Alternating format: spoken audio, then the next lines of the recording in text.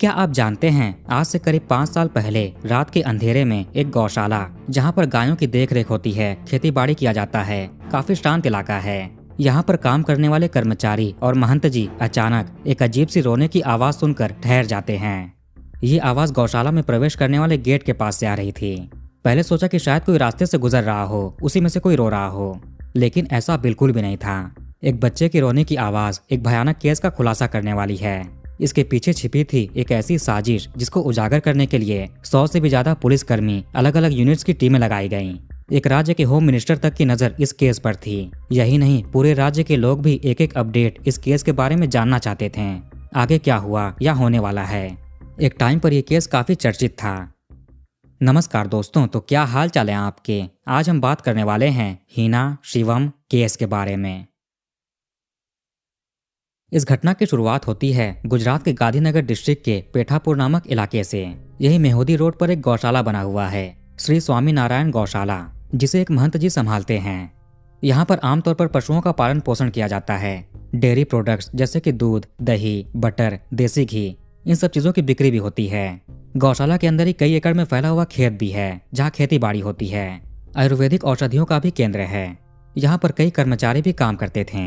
ये जगह शहर से थोड़ा बाहरी इलाके में है। हालांकि आसपास काफी घर इत्यादि बने हुए हैं। उतना कुछ चलता फिरता ये रोड नहीं था। अक्सर सन्नाटा रहता, खासकर जब सूरज ढल जाए। डेट थी 8 अक्टूबर 2021, फ्राइडे का दिन। गौशाला में कुछ कर्मचारी भी हर वक्त रहा करते थे, 24/7। रात के 9:20 के आसपास का टाइम होगा। एक तो ठंड का मौसम भी था, इसलिए रास्ता और भी सन्नाटा भरा होगा। इसी बीच अचानक से कुछ कर्मचारियों ने अजीब सी आवाज सुनी जो बाहर रोड से आ रही थी। ये किसी के रोने की आवाज लग रही थी। शुरू में तो लोग कुछ खास ध्यान नहीं देते, शायद कोई रास्ते से जा रहा होगा, पर वो रोने की आवाज काफी देर तक बंद नहीं होती। लगा कि गौशाला के बाहर ही कोई रो रहा है। अब कुछ कर्मचारी टॉर्च लेकर देखने के लिए आते हैं। जैसे ही इन्होंने मेन गेट के राइट साइड में देखा, ये हैरान हो जाते हैं, थोड़े कंफ्यूज भी लगे, क्योंकि वहां पर एक छोटा सा बच्चा बैठा था और रो रहा था। वो करीब 8-10 महीने का होगा। कर्मचारियों ने उसको देखा और तुरंत जाकर गोद में उठा लिया। उसको चुप कराने की कोशिश करते हैं। कुछ कर्मचारियों ने आसपास रोड पर टहलकर देखे भी, ये बच्चा यहाँ पर कैसे आया, किसने लाकर छोड़ दिया। इन्होंने गौशाला के महंत जी को भी इसकी सूचना दी। वो भी आकर देखते हैं। अभी लोग बच्चे का क्या करें, पता नहीं किसका है। तुरंत इसकी सूचना पुलिस को भी दी जाती है। कोई गौशाला के बाहर एक बच्चा छोड़कर चला गया। पेठापुर थाने के पुलिस ऑफिसर्स गौशाला में पहुंचते हैं। देखते ही देखते ये खबर इस पूरे इलाके में फैलने लग जाती है। जब इलाके की काउंसलर या कॉर्पोरेटर दीप्तिबेन पटेल को इसकी खबर पता चली, तो वो भी अपने पति मनीष पटेल के साथ सिविल हॉस्पिटल पहुंच जाती हैं। वो बेटा काफी रो रहा था। पुलिस ने सोचा कि एक बार इसका हेल्थ चेकअप करा लिया जाए, उसके बाद माता पिता को ढूंढेंगे। हालांकि बच्चा बिल्कुल ठीक था, हेल्दी था। इसकी मासूमियत को देखकर पुलिस ऑफिसर्स का भी हृदय पसीज गया। काउंसलर दीप्ति जी इस बच्चे को संभालती हैं, क्योंकि ये भी माँ है। इनके 2 बच्चे हैं, 7 और 4 साल के, तो इन्हें भी पता है बच्चे की देखभाल कैसे करनी है। ये फैसला करती हैं कि जब तक आगे की कार्रवाई पूरी नहीं होती, यही बच्चे की देखभाल करेंगी। इसे खाना पीना खिलाया जाता है। सुबह होते होते इसकी खबर पूरे इलाके में फैल चुकी थी।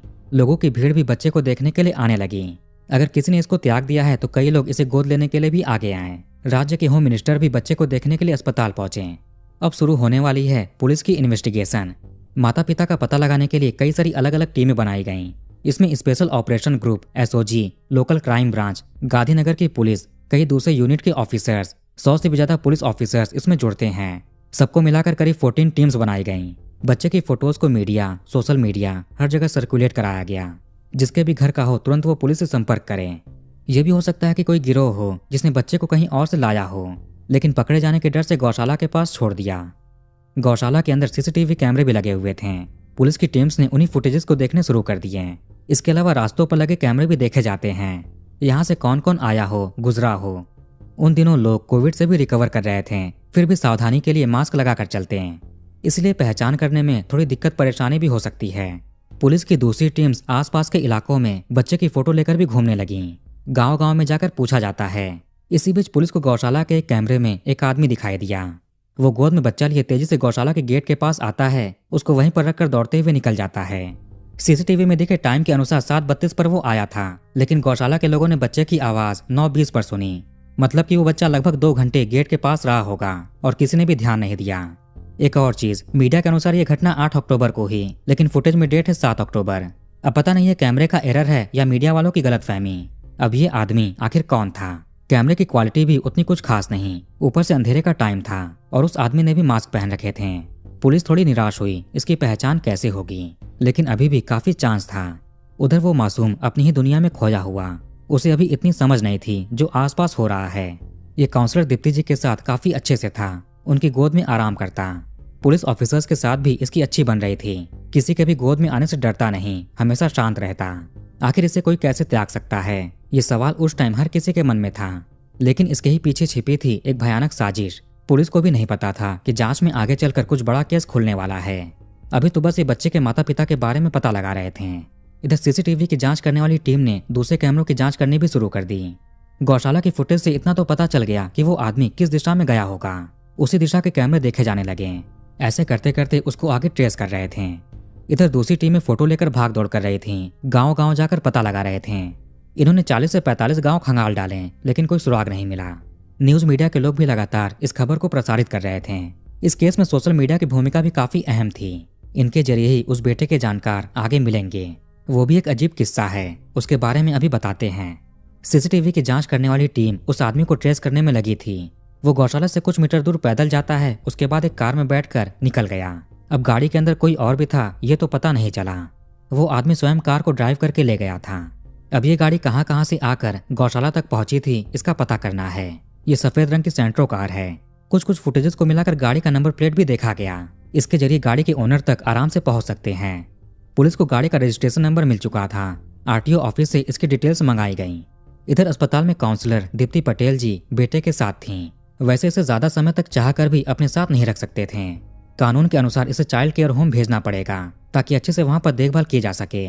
बाल आयोग चेयरपर्सन के अनुसार अगर 90 दिनों के अंदर माता पिता नहीं मिलते हैं या कोई और परिजन प्रॉपर एविडेंस के साथ क्लेम करने के लिए नहीं आता है, उसके बाद बच्चे को अडॉप्शन की कैटेगरी में रख दिया जाएगा, जहां से उसे कोई भी अडॉप्ट कर सके।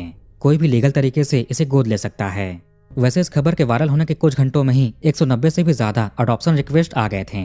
कई पुलिस ऑफिसर्स की फैमिली भी इसे गोद लेने के लिए तैयार थी। उधर आरटीओ ऑफिस से उस सेंट्रो कार की इन्फॉर्मेशन पुलिस तक पहुंची। ऐसे उस गाड़ी के ओनर का नाम और एड्रेस पता चलता है। वो नाम था सचिन दीक्षित। पुलिस इनके एड्रेस पर जाती है। इसमें हैरान करने वाली एक और चीज मिली। वो गौशाला और घर के बीच की दूरी 3 किलोमीटर भी नहीं। घुमावदार रास्तों को हटा दें तो दूरी और भी कम हो जाएगी। घर के टॉप फ्लोर से गौशाला भी दिख सकता है। अब पुलिस की टीम घर पर पहुंची, लेकिन यहाँ ताला लगा हुआ था। पुलिस ने आस पड़ोस में पता किया। आजकल गाड़ी के रजिस्ट्रेशन नंबर के साथ मोबाइल नंबर भी अटैच होते हैं, लिंक होते हैं, जिस पर चालान इत्यादि के मैसेज आते हैं। इस केस में भी पुलिस को एक फोन नंबर मिल जाता है। पड़ोसियों ने बताया कि यह परिवार आज सुबह ही अपनी कार से गांव निकल गया। सचिन के मोबाइल नंबर को सर्विलांस पर रखते हैं। इसकी लोकेशन निकाली गई। पुलिस की टीम पूरी मेहनत से लगी हुई थी। लगभग 70 कैमरे खंगाले जाने के बाद सचिन और इसकी सेंट्रो कार का पता चला था। सचिन की लोकेशन मिलती है राजस्थान के कोटा शहर में। इतना पता चलते ही गुजरात पुलिस ने राजस्थान पुलिस को अलर्ट किया। जानबूझकर पुलिस ने पहले सचिन से कांटेक्ट नहीं किए थे जब फोन नंबर मिला। अगर वो इस केस के पीछे होगा और पुलिस ने उसे कॉल किए तो अलर्ट हो जाएगा, कहीं भाग सकता है, अपना फोन भी बंद कर देगा। पहले इसकी लोकेशन निकाली जाती है, वहाँ की लोकल पुलिस को अलर्ट करते हैं। उसके बाद गांधीनगर की पुलिस ने सचिन से कांटेक्ट किया। उनको बताया गया कि एक बच्चा गौशाला के पास मिला है, क्या वो आपका है? सचिन मानता है, बोला हाँ। इन्होंने उसका नाम भी बताया। आप उसका नाम शिवम समझ लीजिए, रियल नाम आपको नहीं बता सकते और न ही उसका चेहरा ठीक से दिखा सकते हैं। चाइल्ड केयर अथॉरिटी ने भी मीडिया से अपील किया कि शिवम का असली चेहरा, उसका असली नाम ना बताएं। आगे चलकर जब वो बड़ा होगा, समझदार होगा, तो उसकी मानसिक स्थिति पर असर पड़ सकता है। लेकिन बहुत कम मीडिया के लोगों ने इसका पालन किया। 8 अक्टूबर की रात को शिवम गौशाला के पास मिला। 9 अक्टूबर की शाम तक सचिन का पता कर लिया गया। गुजरात से पुलिस की एक टीम राजस्थान भी रवाना हो गई। वहाँ सचिन अपनी पत्नी आराधना, 3 साल के बेटे, पिता नंद किशोर और माँ के साथ गाँव के लिए निकले थे। ये मूल रूप से उत्तर प्रदेश के झांसी के रहने वाले थे। वहीं किसी प्रोग्राम में पूरे परिवार के साथ जा रहे थे। मीडिया के अनुसार इनकी पत्नी आराधना का मायका राजस्थान के कोटा में है, इसीलिए यहीं पर आकर ठहरे हुए थे। तभी कोटा पुलिस के ऑफिसर्स ने इनको कांटेक्ट किया। रात को ही गुजरात से पुलिस की टीम पहुंची और अगली सुबह 10 अक्टूबर को पूरे परिवार को वापस गांधीनगर लेकर आई। सचिन और इनकी पत्नी आराधना को थाने लाकर पूछताछ किया जाने लगा। आखिर आपने शिवम को गौशाला के पास क्यों छोड़ा? सचिन स्वीकार करता है कि शिवम इसका ही बेटा है। उसकी उम्र करीब 10 महीने है। 10 दिसंबर 2020 को उसका जन्म हुआ था। आज तारीख है 10 अक्टूबर 2021, एग्जैक्ट 10 महीने, और उसे सचिन नहीं लाकर छोड़ा था। पुलिस ने आराधना से बात किया, लेकिन ये शिवम को पहचानती तक नहीं। इन्होंने कहा कि इनका ये बेटा नहीं है, इनका केवल एक ही बेटा है जो 3 साल का है। इसके अलावा किसी और को नहीं जानती। पति ने शिवम को अपना बेटा माना, लेकिन पत्नी नहीं मानती। आखिर माजरा क्या है? इसी 10 अक्टूबर की सुबह सुबह की बात होगी। यहाँ से लगभग 38 किलोमीटर दूर अहमदाबाद के बोपल एरिया में अनीता राठौर नाम की महिला थी। शिवम की खबर लगातार न्यूज में, सोशल मीडिया पर चल रही थी। अनीता जी की एक पड़ोसी सुबह में घर आती हैं और मोबाइल में उस बच्चे की फोटो वीडियो दिखाया। पड़ोसी ने कहा कि कितने निर्दयी लोग हैं, इतने मासूम बच्चे को त्याग दिया। अनीता जी ने जब शिवम को देखा तो ये बिल्कुल हैरान रह गईं। ये तो इनकी भांजी का बेटा है। इनकी भांजी अपने पति के साथ वडोदरा में रहती है। शिवम को पेठापुर लाकर कौन छोड़ दिया? अनीता जी ने 6 महीने तक उस बच्चे की देखभाल की थी। उसकी माँ से ज्यादा उसके बारे में जानती हैं, खाना पीना, रहन सहन, सब कुछ। अब तुरंत ही अनीता जी ने गांधीनगर की पुलिस से बात किया। इन्होंने कहा कि ये शिवम को पहचानती हैं, उसको जानती हैं, उसकी रिश्तेदार हैं। अब आज ही ये अपने पति जितेंद्र राठौर के साथ गांधीनगर पहुंची। शिवम को देखकर ये कंफर्म कर देती हैं कि सच में इनकी सगी भांजी का बेटा है। इन्होंने अपनी भांजी का नाम बताया मेहंदी उर्फ हिना पेठानी। हिना मूल रूप से जूनागढ़ के केशोर नामक एरिया की रहने वाली है। लगभग 11 साल पहले इनकी माताजी का स्वर्गवास हो गया था, जो कि अनीता की बड़ी बहन है। उसके बाद महमूद भाई पेठानी ने दूसरी शादी कर ली। इसके चलते पिता और बेटी के रिश्ते भी खराब हो गए, जिसके बाद बेटी वहां से अलग हो जाती है। मौसी अनीता ने हिना को अपने पास बुला लिया। मौसा और मौसी जी इसे अच्छे स्कूल में पढ़ाते लिखाते हैं। जब ये शादी लायक हो गई तो विदा कर दिया, यानी कि शादी कर दी। लेकिन पति से इसका बनता नहीं है, जिसके बाद अलग हो गई। मीडिया के अनुसार हिना की 2 बार शादी हुई थी, लेकिन दोनों ही बार टिक नहीं पाई। हिना जी अपना खर्च चलाने के लिए जॉब करना भी शुरू कर देती हैं। पोलर नाम की टाइल्स मैन्युफैक्चरिंग कंपनी थी, उसके ही शोरूम में जॉब करने लगी। गांधीनगर में शोरूम था, वहीं नजदीक में ही हिना किराए का मकान लेकर भी रहने लगी थी। कभी कभार मौसी जी उससे मिलने के लिए, देखने के लिए जाते भी। ये उससे माँ की तरह ही प्रेम करती। घटना से लगभग 2.5 साल पहले हिना वापस अपनी मौसी के घर आ गई, यानी कि बोपल। इनके अनुसार अब वो इवेंट मैनेजमेंट का काम करने लग गई थी। जब घर पर मौसा मौसी नहीं होते तब एक आदमी भी हिना से मिलने के लिए आता रहता था। ये बात मौसी को एक दिन पता चल जाती है। इन्होंने भांजी से बात की। हिना ने इनसे कहा कि वो आदमी इसका पति है। साल 2018 के आसपास में, यानी घटना से 3 साल पहले, हिना उस आदमी से मिली थी। उस आदमी का नाम था सचिन दीक्षित। सचिन भी पोलर कंपनी में काम करता था। हिना भी उसी कंपनी के शोरूम में जॉब करती थी। दोनों 2018 में शोरूम में मिले, दोस्ती हुई, बात आगे बढ़ी। सोशल मीडिया पर एक दूसरे को फॉलो किया और चैटिंग शुरू हो गई। उस दौरान ये करीब 6 महीने साथ रहे होंगे। उसके बाद ब्रेकअप हो गया, ये अलग हो गए। पर हिना इस ब्रेकअप को सहन नहीं कर पा रही थी। इसको सचिन से गहरा प्यार हो चुका था। वापस ही सचिन के पास जाती है। फिर से दोनों रिश्ते में आ गए। उस दौरान हिना अपने मौसी के घर आकर रहने लगी थी। अक्सर सचिन भी घर पर मिलने के लिए आता था। जब मौसी को दोनों की सच्चाई पता चल गई तो हिना ने उनसे कथित तौर पर बोला कि वो इसका पति है, चूंकि भांजी उसके साथ काफी खुश थी। सचिन अच्छा कमाता है, हिना का ध्यान रखता, घुमाने भी ले जाता। इन सबसे मौसा मौसी को भी आपत्ति नहीं हुई। इन्होंने कभी सचिन के पर्सनल लाइफ के बारे में भी जाने पूछने की कोशिश नहीं की। इन्हें लगता था कि दोनों पति पत्नी हैं, पर ऐसा नहीं था। दोनों गर्लफ्रेंड बॉयफ्रेंड थे और लिव इन में रहा करते हैं। यहीं रहते हुए साल 2020 के शुरुआती महीनों में मौसी अनीता को खुशखबरी मिली कि भांजी मां बनने वाली है, ये नानी बनने वाली है। पहले भांजी की 2 शादियां सफल नहीं हो पाई थीं। अब लगा कि घर में खुशियां वापस आ गईं। हिना भी काफी खुश थी। अनीता जी इसका अच्छे से ध्यान रखने लगी। कई कई दिन सचिन यहाँ पर आकर रुकता भी था, हिना का ध्यान रखता, उसको हॉस्पिटल में चेकअप कराने भी ले जाता। 10 दिसंबर 2020 को बेटे का जन्म हुआ। हिना से ज्यादा तो अनीता जी उस बच्चे का देखभाल करती।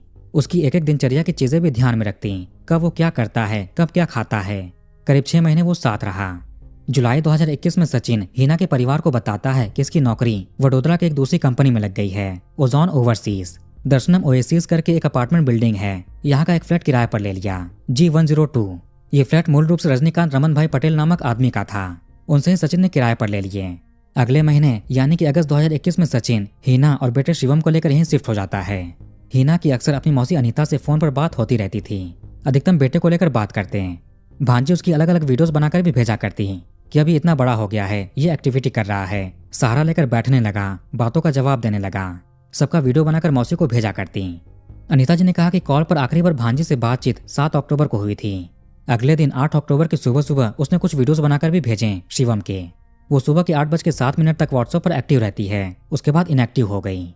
हिना अधिकतम समय ऑनलाइन रहती थी, लेकिन उस दिन 8 बजे के बाद व्हाट्सएप यूज करना बंद कर दिया।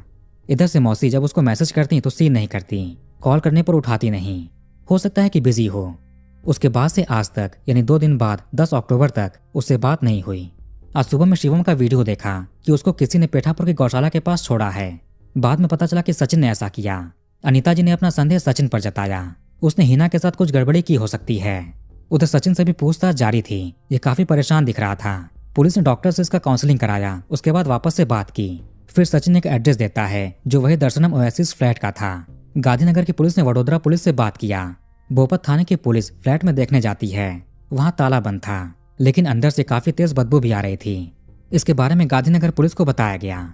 इधर से पुलिस की टीम भी सचिन को लेकर वडोदरा निकली। पेठापुर की पुलिस ने आईपीसी 317 के तहत केस दर्ज कर लिए थे। इसमें 12 साल से कम उम्र के बच्चे को कहीं छोड़ देने, त्याग कर देने के चार्जेस आते हैं। उधर वडोदरा के फ्लैट में प्रवेश करते हैं। वहीं किचन में वॉश बेसिन के नीचे एक कैबिनेट था। उसको खोलने पर अंदर बैग रखा हुआ मिला। उसी में ही हीना थी। वो डिकम्पोज होने के हाल में थी। वहां बदबू से सचिन ने भी वॉमिट कर दिए थे। वडोदरा की लोकल पुलिस तो वहां पर थी ही। फॉरेंसिक टीम, क्राइम ब्रांच के ऑफिसर्स भी बुलाए गए। घर के अंदर 2 मोबाइल फोन्स भी पड़े हुए मिले। ये हीना के थे। पुलिस इन्हें कब्जे में लेती है और जांच के लिए भेज दिया। वैसे घर के अंदर पुलिस को हीना और सचिन के पति पत्नी होने का कोई प्रमाण नहीं मिला, ना कोई डॉक्यूमेंट और ना ही कोई फोटो। वहां के लोगों को भी लगता था कि ये पति पत्नी है, लेकिन ये लिव इन में रह रहे थे। शुरुआती जांच पड़ताल के बाद पुलिस ने हीना के पोस्टमार्टम के लिए इसे एसएसजी हॉस्पिटल भेज दिया। इधर बोपत थाने में आईपीसी 302 का केस दर्ज किया जाता है सचिन के खिलाफ। हीना के पिताजी महबूब भाई पेठानी को भी सूचित किया गया। वो फिलहाल जुहापुरा में रह रहे थे। वो भी कुछ परिजनों के साथ एसएसजी हॉस्पिटल पहुंचे। पोस्टमार्टम की प्रक्रिया 11 अक्टूबर को होती है। आज ही हीना पेठानी केस की जांच के लिए दूसरी टीमों का भी गठन किया गया, खासकर वडोदरा क्राइम ब्रांच, यहाँ की पुलिस टीम। इसमें करीब 30 पुलिस वालों को जांच की जिम्मेदारी सौंपी गई। फ्लैट से फिंगरप्रिंट, फॉरेंसिक एविडेंसेस जुटाए गए। पड़ोसियों से पूछताछ की जाती है। फ्लैट के जो ऑफिशियल ओनर थे उनसे बात हुई। संगीता अस्पताल में बेटे शिवम का जन्म हुआ था। पुलिस वहां से जानकारी जुटाती है। सचिन ने वहां पर पिता के रूप में साइन भी किए थे। चाइल्डहुड हॉस्पिटल में बेटे का वैक्सीनेशन हुआ था। वहां से भी मेडिकल डिटेल्स लिए गए। पुलिस हीना के मायके भी जाती है, यानी कि मौसी के घर पर, जहां वो पहले रह रही थी। पुलिस के अनुसार फ्लैट से कोई ऐसा ऑब्जेक्ट नहीं मिला जिसको देखकर लगे कि इसे घटना अंजाम दी गई हो। ऐसा कुछ भी नहीं था। दर्शनम ओएसिस अपार्टमेंट में एक पड़ोसी के अनुसार 1-2 महीने पहले वो पति पत्नी यहाँ पर रहने के लिए आए थे। हालांकि आज यानी 10 अक्टूबर को पता चला कि उनकी शादी नहीं हुई थी। वो लोग कभी इनसे बात नहीं करते। कभी कभी झगड़े की आवाज भी सुनने को मिलती थी। उनका पड़ोसियों के साथ कोई मेल मिलाप नहीं था। 1-2 बार हीना से बात करने के लिए गई भी, लेकिन उसने इग्नोर कर दिया। हीना जब भी दरवाजे के पास खड़ी होती और कोई पड़ोसी आ जाए तो अंदर चली जाती। आखिरी बार इन्होंने हीना को 8-10 दिन पहले देखा था। सुबह में सफाई कर्मचारी आते तो कचरा देते दिख जाती। 6 अक्टूबर को उनके फ्लैट से बच्चे के रोने की आवाज भी आई थी। उनके घर पर कभी कभार एक आंटी भी आया करती। कुछ रिलेटिव्स भी आते हैं। वैसे वो हीना की तरफ के लोग थे, यानी मौसा मौसी। आगे बोला कि इनके पति 10 अक्टूबर को जब हीना के फ्लैट के सामने से गुजरे तो तेज बदबू आई। फिर इसी दिन शाम को घटना का खुलासा भी हो जाता है। 11 अक्टूबर को टीम गठित होने के बाद फ्लैट में दूध, अखबार, रोजमर्रा की चीजें पहुंचाने वाले लोगों से भी बात किया गया। सचिन दीक्षित का मूल रूप से घर उत्तर प्रदेश के झांसी में है, लेकिन काम के चलते गुजरात चला आया। ये गांधीनगर के सेक्टर 26 में अपने माता पिता, पत्नी आराधना और 3 साल के बेटे के साथ रहता है। पुलिस सचिन के माता पिता और पत्नी से भी आगे पूछताछ करती है। उन्होंने कहा कि इन्हें अफेयर के बारे में कोई जानकारी नहीं थी, पर आराधना ने झूठ बोला। इसे 2019 में ही संदेह हो गया था कि पति का अफेयर है। ये हीना से भी मिल चुकी थी, पर सचिन के माता पिता को इसके बारे में कोई आइडिया नहीं।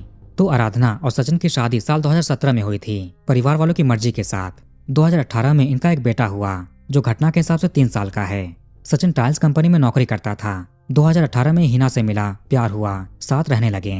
पर इस अफेयर के बारे में सचिन के परिवार को भनक नहीं थी। पुलिस ने आराधना के सामने सचिन का लैपटॉप चेक किया, शायद उसमें अफेयर को लेकर कुछ मिल जाए। लेकिन सचिन बहुत ही शातिर था, इसने कुछ भी नहीं रखे थे। ये डबल जिंदगी जीता। वडोदरा में जब इसकी नौकरी लगी और वहां पर प्रेमिका और बेटे के साथ शिफ्ट हुआ, तब ये वीकडेज में यहीं रहता प्रेमिका के साथ और वीकेंड्स पर अपने घर जाता गांधीनगर, जहां पर इसकी पत्नी थी। हफ्ते में 5 दिन प्रेमिका के साथ रहता और 2 दिन पत्नी के साथ। अक्टूबर 2019 की बात होगी। हीना को पता चल जाता है कि सचिन शादीशुदा और एक बच्चे का पिता है। इसको धोखा महसूस हुआ। इसका अपने प्रेमी के साथ झगड़ा शुरू हो जाता है। शादीशुदा हो इसके बारे में पहले क्यों नहीं बताया। 1 नवंबर 2019 की तारीख थी। हीना ने सचिन का मोबाइल फोन छीन लिया देखने के लिए। इसी में फोन गलती से हाथ से छूट जाता है और जमीन पर गिर गया। इसके चलते सचिन इस पर काफी गुस्सा भी होता है। फिर हीना भी जीवन आस्था हेल्पलाइन पर कॉल कर देती है। लगभग 54 मिनट इसने उस पर बात किए। ऑफिशियल्स की तरफ से सलाह दिया गया कि आप मजबूती से खड़ी रहो, हिम्मत मत हारो, हो सके तो अपने पति से एक बार बात कर लो, रिश्ते में सुधार लाओ। इसी समय में हीना अहमदाबाद के शाहीबाग पुलिस स्टेशन में, यह महिला थाना था, यह कंप्लेन फाइल करती है कि पति ने चीट किया है, धोखा दिया है। अब पुलिस ने दोनों पक्षों को बुलाया, समझाया, आगे इनमें सुलह हो जाता है। हीना कंप्लेन वापस ले लेती है। कुछ मीडिया रिपोर्ट्स के अनुसार इसी बीच सचिन की पत्नी आराधना को भी पति के अफेयर का पता चल जाता है। हीना सचिन पर गुस्सा कर रही थी, तभी आराधना अपने पति की तरफ से हीना को खरी खोटी सुनाती है। पत्नी ने अपने पति को डिफेंड किया। इन सब झगड़ों के बावजूद भी हीना और सचिन साथ रहे। 2020 के दिसंबर में हिना मां बनी। हिना चाहती थी कि अब सचिन इससे शादी कर ले। अब तो बच्चे का भी जन्म हो चुका है, उसको पिता का नाम दे। 8 अक्टूबर 2021 की सुबह सचिन ने हिना से बोला कि इसे अपनी फैमिली के साथ झांसी जाना है, एक प्रोग्राम है, 8 दिनों के बाद वापस लौटेगा। इस पर हिना गुस्सा हुई। ये यहाँ पर अकेले कैसे रहेगी, बच्चे को कैसे संभालेगी? तुम पर भी बच्चे की जिम्मेदारी है, उसको उठाओ, निभाओ, या तो हमें छोड़कर मत जाओ या हमें साथ ले चलो। इसी पर दोनों में काफी झगड़ा हो जाता है। इनका बेटा शिवम फोन में कार्टून देख रहा था। अब दोपहर का समय हो गया, झगड़ा काफी बढ़ चुका था। इसी में हिना सचिन को एक थप्पड़ लगा देती है। इस पर सचिन और भी गुस्सा हुआ और उसने गले पर हाथ रखा। कुछ ही देर में ही वो शांत हो जाती है। जब सचिन का गुस्सा ठंडा हुआ तब इसको एहसास होता है ये क्या कर दिया। ये कमरे में ही बैठकर सोचता है। फिर इसने हिना को एक बैग में रखा और कैबिनेट के अंदर किचन में छिपा दिया, वॉश बेसिन के नीचे। अभी अपने बेटे को देखता है, इसके साथ क्या करे। इसके दिमाग में एक और भयानक आइडिया आया। अब ये शाम होने का इंतजार करता है। चूंकि नवरात्रि का टाइम था, पड़ोसी प्रोग्राम में चले जाते हैं तो ये आराम से बाहर निकल सकता है बिना किसी की नजर में आए। भारी भरकम बैग नीचे लाना अकेले इसके बस की बात नहीं थी। अब बेटे को लेकर सेंट्रो कार से निकल पड़ता है। अहमदाबाद होते हुए गांधीनगर आने लगा। रास्ते में अहमदाबाद के भट्ट टोल प्लाजा से होते हुए नर्मदा कैनाल के पास पहुंचा। रात का अंधेरा तो था ही। सोचा कि बेटे को नहर में ठिकाने लगा देगा, उसके बाद स्वयं भी दुनिया से प्रस्थान कर जाएगा। कभी न कभी केस खुलेगा ही और पुलिस पकड़ेगी, जिसे बदनामी होगी। पर जब ये नर्मदा कैनाल के पास बेटे को लेकर आया तब इसका मन बदल जाता है। फिर ये पेठापुर गौशाला के पास लेकर आया। चूंकि ये यहाँ पर पहले भी दूध लेने के लिए, देसी घी लेने के लिए आता रहता था। इस जगह के बारे में अच्छे से जानकारी थी। रास्ते से कौन कौन गुजरता है, गौशाला में कौन काम करता है, इसे सब पता था। इसलिए समय देखकर ये गौशाला के पास जाता है और बच्चे को छोड़कर चला आता है। सोचा कि वहां पर बेटा होगा तो कोई ना कोई देख लेगा और गोद ले लेगा। अब कल चूंकि परिवार के साथ झांसी जाना है तो ये शॉपिंग करता है। उसके बाद ये अपने घर गया, जो गौशाला से केवल 3 किलोमीटर दूर था। सुबह में परिवार को लेकर निकल जाता है। 11 अक्टूबर को हिना के पोस्टमार्टम के बाद इसे इसके पिता महमूद भाई पिठानी को सौंप देते हैं। इसे 11 अक्टूबर की रात तक अहमदाबाद की खोजा जमात सेमेट्री में दफन कर दिया गया। गांधीनगर की पुलिस को सचिन के 4 दिनों की कस्टडी मिली थी, 10 महीने के बच्चे को छोड़ने के लिए। गांधीनगर बार एसोसिएशन के जो वकील थे उन्होंने सचिन का केस लड़ने से मना कर दिया, ये इसके साथ नहीं है। आगे गवर्नमेंट की तरफ से कोर्ट के कहने पर लीगल एड डिपार्टमेंट से वकील आए ताकि कानूनी कार्रवाई पूरी कर सकें। 14 अक्टूबर को कस्टडी समाप्त हुई। फिर वडोदरा पुलिस सचिन को अपने साथ ले गई। आगे सचिन को 15,000 रुपए के बॉन्ड पर बेल मिल जाता है, लेकिन ये केवल IPC 317 के लिए था। गांधीनगर कोर्ट से तो राहत मिली, लेकिन वडोदरा पुलिस इसे अपने साथ ले गई। नवंबर में सचिन एक एफिडेविट सबमिट करता है जिसमें इसने शिवम को स्वीकार करने से इनकार कर दिया। पुलिस ने बेटा और पिता के सैंपल भी ले लिए थे DNA जांच के लिए। अब मां तो रही नहीं, पिता ने स्वीकार करने से इनकार कर दिया। शिवम की अच्छे से देखभाल के लिए ओधो बाल शिशु गृह भेज दिया गया था। इसे स्टेट गवर्नमेंट चलाती है। कई लोगों ने शिवम को अडॉप्ट करने की रिक्वेस्ट रखी, लेकिन इसकी काफी लंबी प्रक्रिया होती है जो काफी महीनों तक चलती है। इसमें CARA अडॉप्ट करने वाली फैमिली का अच्छे से जांच पड़ताल करती है। फाइनेंशियल कंडीशन ठीक तो है, इमोशनली कैसे हैं, परिवार की परिस्थिति कैसी है, माहौल कैसा है। हिना के पिता की तरफ से अडॉप्ट करने की रिक्वेस्ट आई, लेकिन हिना का तो उसके पिता से कभी बना नहीं। सचिन के परिवार की तरफ से कोई रिक्वेस्ट नहीं आई। हिना की मौसी अनीता जी शिवम को स्वीकार करने की बात कहती हैं, पर मीडिया के अनुसार मौसी ने भी दूसरी शादी की थी। ये अक्सर शिवम को देखने के लिए शिशु गृह भी आती थीं, लेकिन अथॉरिटीज ने कहा कि शिवम के दिमाग में इसका बुरा असर पड़ेगा, पहले ही बहुत कुछ देख चुका है। 2022 के मार्च महीने में सचिन बेल की अर्जी लगाता है, लेकिन वडोदरा कोर्ट ने इसे खारिज कर दिया। ये केस सेशन कोर्ट में चल रहा है। तो वीडियो को यहीं पर खत्म करते हैं। आप कमेंट करके अपनी राय बताइए। इस वीडियो को लाइक और शेयर जरूर करिए और हमारे चैनल को सब्सक्राइब करके बेल आइकन ऑन कर लीजिए। मिलते हैं नेक्स्ट वीडियो में। धन्यवाद।